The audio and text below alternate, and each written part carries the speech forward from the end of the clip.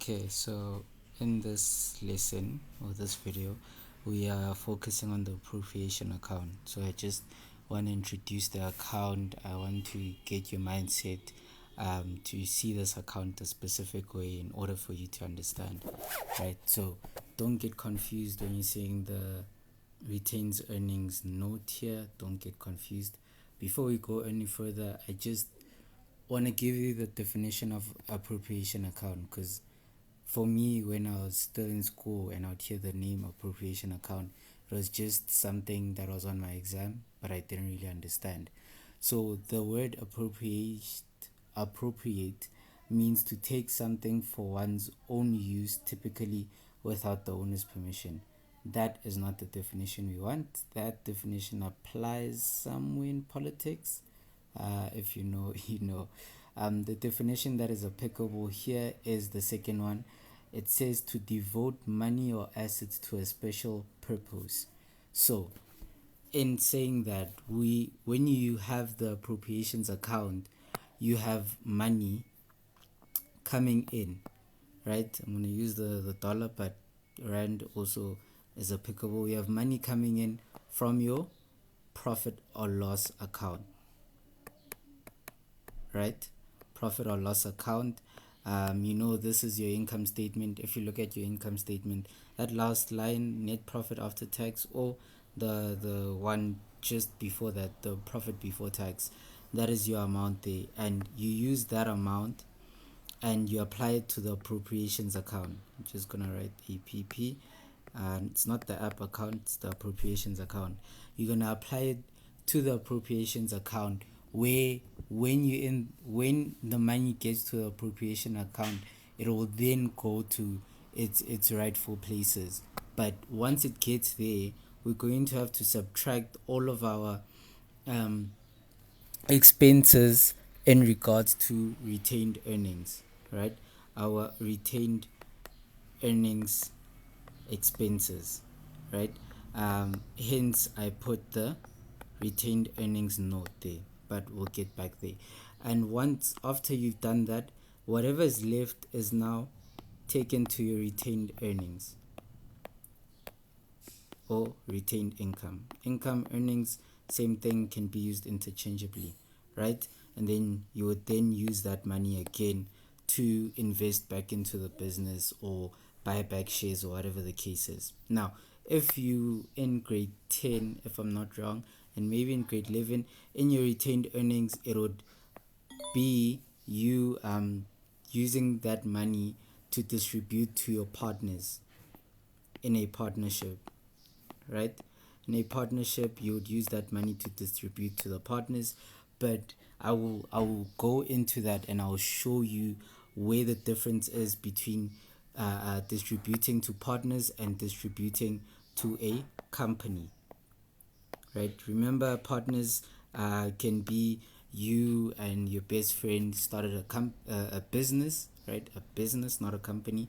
You and your best friend started a business, and then that is a partnership. So maybe for the next 5 years, that business grows, and then once it's big enough, you decide to issue shares and you trade it on the public stock market, your JSE. Then it becomes a company from then. So you don't no longer treat it as a partnership, you then treat it as a company. But that can be a whole separate video if you want to, where we can go into the differences in that. That is mainly business studies, but it's not an issue, right? So I want you to take note of all of these that are here, right? In the retained earnings account note, sorry, you have your balance at the beginning of the year, your share buyback, your net profit after tax. Remember, net profit after tax is gross profit minus income tax. That's the only difference, right? Net profit is gross profit minus income tax, not GP Gauteng province minus IT. Yeah, and then we also have our dividends on ordinary shares. So this is not the dividends that we paid necessarily, it is all the dividends that is supposed to be paid this year. So interim in your questions would usually be declared and paid, and then your final would just be declared. But in your retained earnings note, you know that it is both of them, so you add them together. So here this is a positive amount, the balance, preferably. Your share buyback would be a subtraction. Your net profit after tax would be hopefully a profit and not an expense. And then your dividends would be a subtraction because you're paying out, and that in the end will give you your balance at the end. Now, how does this apply to the appropriations account? Let me do this and show you visibly how it applies. The appropriations account has a what do you call, a format that you always follow, right? On your credit side, it'll always be profit before tax, right? Or you can say from your profit or loss statement, right? Remember, profit or loss. Remember, when you're looking at your profit or loss, we are saying that it comes from your profit P&L, profit or loss ledger account, right? Whereby it is an owner's equity, meaning that it increases on the credit side, decreases on the debit. Now, when you have everything, all your expenses, you close all your accounts. So your telephone expense, your rent income, all of that, you close it here, and you'd have all your expenses listed on this side and all your income amounts listed on this side. Then when you balance them out, hopefully your income would be the bigger amount. So this side would be, you'd get your amount there, and then this would be a balancing figure. And then that balancing figure, we don't actually write balancing figure, we close the account to the appropriations account, right? Hence we have net profit, profit before tax, or the profit or loss account on the credit side, right? So here it is on the debit side, here it would then be on the credit side, right? Then moving on our debit side of the appropriation account, we have the following. We have our income tax, right? You have to subtract your income tax from that. So you have your income tax, you have your dividends, let me just say dividends, so it is both of them added together.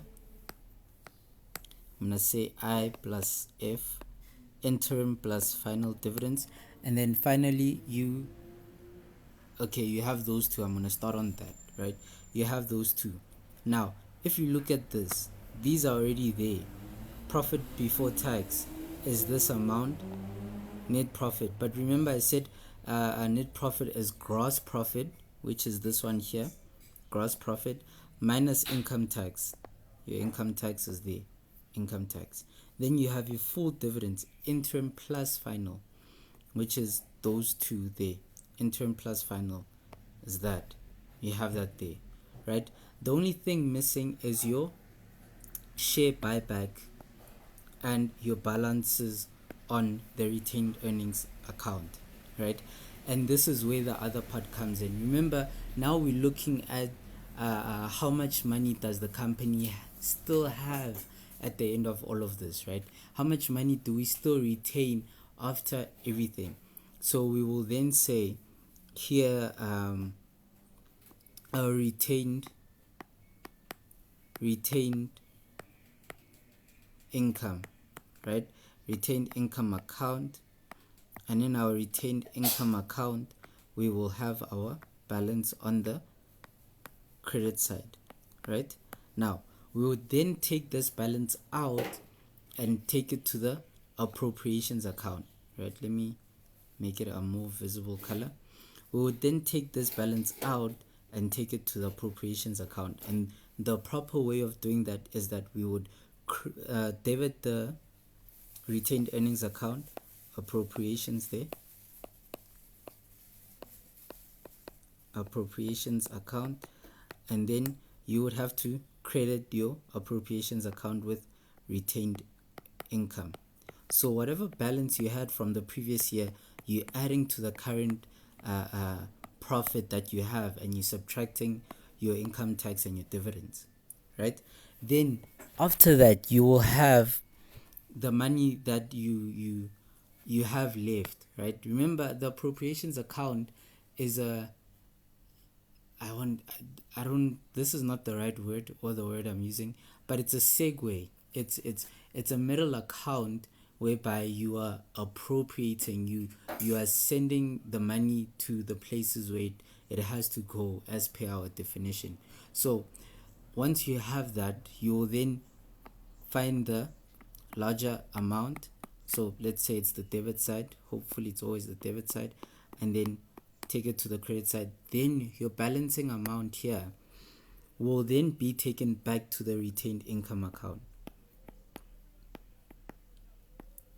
Retained income account, the balance that you have is taken back, and then here we have our retained income account, right? So for example, if you had profit of 100, if you had a profit of 100, retained earnings of another 100, right? Then here we would have 200, right? Your income tax is 50, your dividends is 70, right? So 200 that side, 50 plus 70 is 120.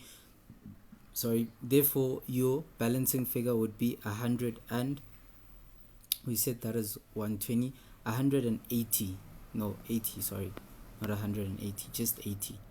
Then you'd have 80 there, the balance that you had at the beginning, 100 there, and the amount that was taken out is 100 here also.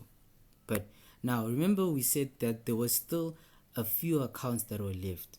We said we were left with our balance at the beginning of the year. We fixed that. We have it here in the retained income account, and now we are left with our balance at the end and the share buyback, right? Remember, when you have a share buyback, just a quick one here, I've covered this in a previous video, but I will just make a quick sample. When you have a share buyback, it's divided into two, right? So the share buyback is okay, let me not do that. You have the full amount that you paid, which comes out of your bank account, right? So if you paid 7 Rand for the share buyback, that comes out of your bank account, but this amount has to come out of separate accounts. So think of it as when you pay for something, right, with your own money, and then you tap your card, or you pay with your card, but in your own savings account you have separate accounts. I don't know if you know Capitec, I don't know if the other banks do it, but you can have multiple accounts within your main account, and then within that maybe you can separate it and say one account is for food, the other one is for clothing, and then on this special day you went to buy food and clothing, and your total is 7 Rand, for example. So you would take out from one account, the clothing account, just gonna write it for example here, you take out from your clothing account, and you'd also take out from your food account, right? But the food that you bought was worth 2 Rand, and then your clothing was worth 5 Rand. So even though you paid 7 Rand in total, it was not within one thing, it was different things, right? So the same way in accounting and in a business, you have the ordinary share capital, whereby you'd pay the average share price, which let's say in this case was 4 Rand per share. And then you have your retained income, whereby from your retained income you are now paying the amount above the average share price. So it would be the 7 Rand, which is the full amount, minus the average share price, and you get the amount that you paid above the share price, which is the 3 Rand. The 3 Rand comes out of the retained income, and this 3 Rand is the one that goes into your retained income, right? So that is the amount that comes in here. You would then say now, you would then bring this in as we were supposed to, right? The share buyback would then come to your credit, your debit side, I mean, your debit side, because remember, if we have bank, and bank is the one that is spending this whole money, and then we have share buyback here, then that means that our retained income would be debited with a share buyback, right? So share buyback, right? Now, once we have that, let me remove this out of the way. Once we have that, now we can look at what our balance is at the end of the financial year. So if our share buyback was 20 here, we would then now calculate what is the bigger amount. We had 180 this side, so 180, and the balancing figure here would be 180 minus 20 gives us 60, and that is our balance. And this balance is the one that is carried down to the new financial year. Balance brought down 60. So hopefully I didn't confuse you even further than what you understood before. Hopefully I didn't confuse you further than what you understood before. I'm trying to show you where this thing clicks, because I imagine most of you are already familiar with your retained income note.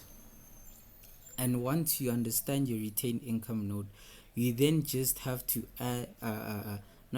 but you then work to get to this final amount of retained income using the appropriation account and your retained income account. That's it. This is for a company, however. Right? This is for a company, right? But before we move on to the partnership, this is for a company, and I want you to keep note of where everything comes from, right? Appropriations. This is the format, never changes unless you made a loss. Then your profit before tax wouldn't be on the credit side, it would be on the debit side, right? And then if your retained income was not a positive amount, it would go to the other side. But those are what if situations, and if you understand it, then it would be easier for you to apply this, right? So what I want you to understand 100% and keep this, even if I don't like when my students cram, but even if you cram this is fine, right? Because eventually you're gonna know it when you do more and more exercises. Debit side of appropriations, you have your income tax, dividends, and the amount that you take to your retained earnings, right? Let me leave that out for now. On your credit side, you have your profit before tax and your retained income, the opening balance, right? Then you take the bigger figure and then you balance it out. So you close the appropriations account to the retained income. The same way the profit or loss account was closed off to the appropriations account, you will then close off the appropriations account to retained incomes, like that. Appropriation account never has an opening balance or a closing balance. It is there to allocate the money to where it is supposed to be, right? And the money is supposed to be at retained income. However, we must know what subtractions we have on that before, right? So the balancing figure then goes to retained income. Once it gets to retained income, there it is. But remember, retained income also has an amount that has to be taken out, which is our share buyback. Understood, right? So moving on from here and now focusing on the partnership, everything stays the same besides everything that has to do with that is just contradictory. Everything stays the same except everything that does not stay the same. All right, the following stays the same: your income tax and your profit before tax, right? So I'm gonna draw it here. appropriations account